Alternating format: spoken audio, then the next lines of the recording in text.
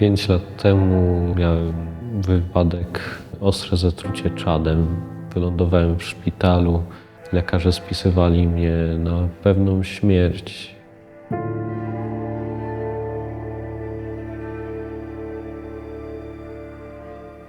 To był wtedy piątek, była droga krzyżowa ulicami Chwałowic. Wróciłem do domu, byłem też po spowiedzi i poszedłem się myć. Nagle mi się tak jakby urwał film w trakcie mycia, w zasadzie po wymyciu włosów. A jako że 2 dni później miały być moje urodziny, to ma zaczęła już przygotowywać różne ciasta. Usłyszała, jak ja ciężko oddycham w łazience. Sprawdziła, co się dzieje. Leżałem nieprzytomny w wannie. Zadzwoniła na 112. Jak przyjechała straż, to podała mi tlen.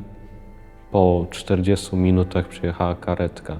Wzięli mnie do karetki. Okazało się, że jest woda w płucach i że wszystko było spowodowane cofką, czadem. Wtedy w mamie brzmiały słowa: nieustannie dziękuj Panu. Była cała nerwowa, bo syn jej umiera. Rozesłała wiadomości do znajomych o modlitwę i to gdzieś tam krążyło. Jak dojechaliśmy, to zawsze jest ten jeden lekarz, który odpowiada za to, kiedy ktoś jest nieprzytomny, co należy robić. On podejmuje takie najważniejsze decyzje, takie najbardziej newralgiczne. Ale jako że byłem już wybudzony, doktor, który tak jakby mnie przyjmował, odesłał tego lekarza na górę. I w trakcie, kiedy ze mną rozmawiał, coś go tak natchnęło, by jednak zadzwonić po tego lekarza.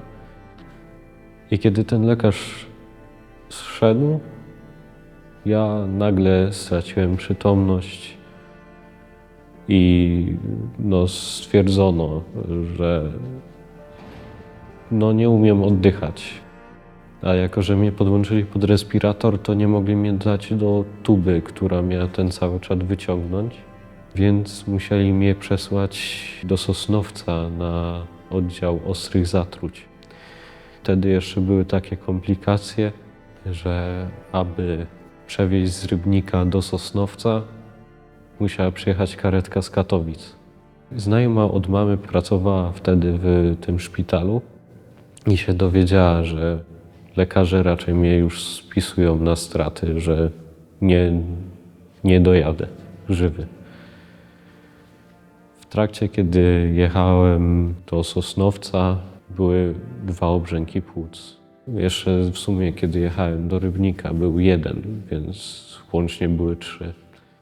Kiedy dojechałem, wzięli mnie na ten oddział, popodłączali do wszystkiego i powiedzieli rodzicom, że będą próbować robić co się da, ale w najlepszym wypadku to w zasadzie zostanę roślinką, że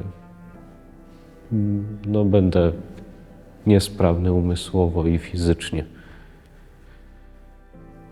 o ile w ogóle przeżyję. Wtedy też pierwszy sakrament chorych został mi udzielony.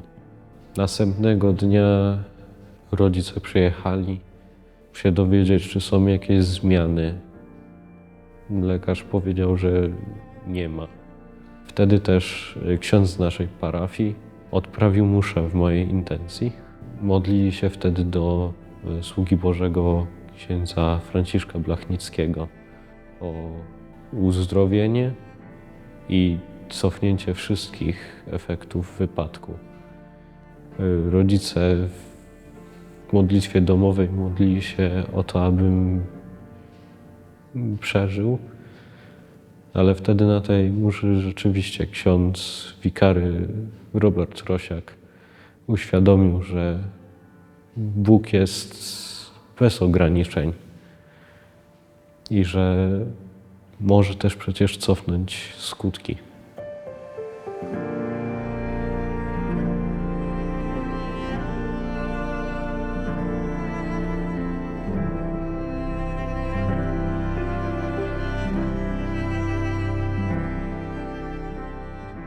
Jak rodzice przyjechali, dowiedzieli się, że już ten respirator nie pracuje całkowicie za mnie.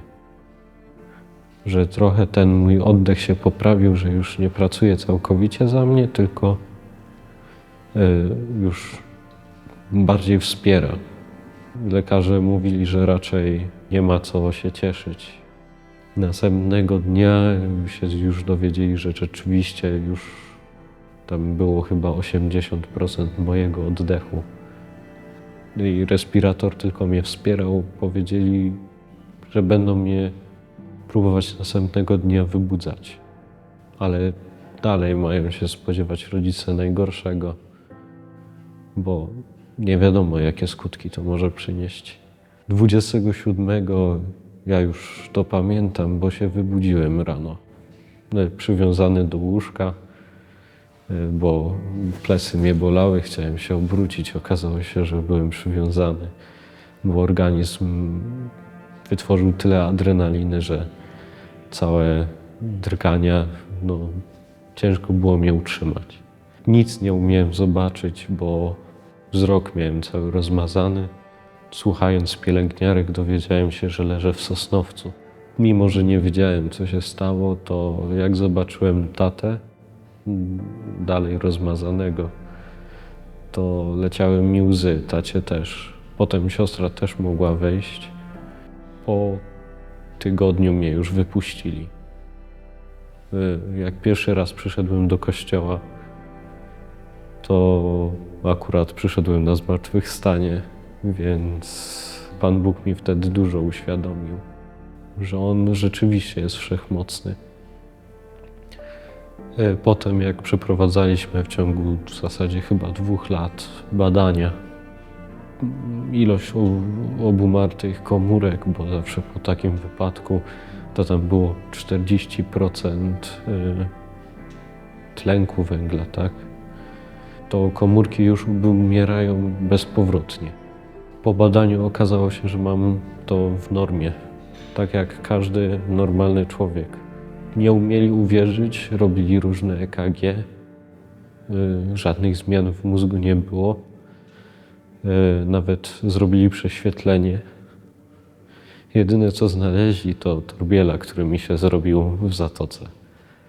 Pan Bóg mnie uzdrowił.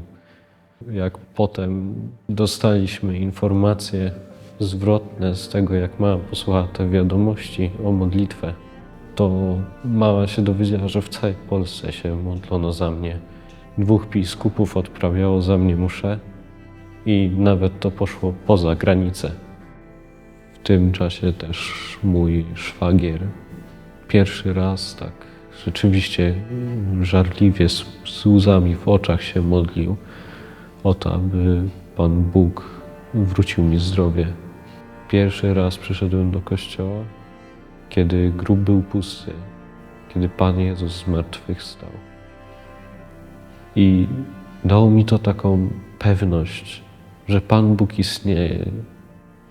Ja już nie mam wątpliwości, czy On istnieje, bo wiem, że tylko dzięki Jego łasce ja wciąż żyję i mogę świadczyć.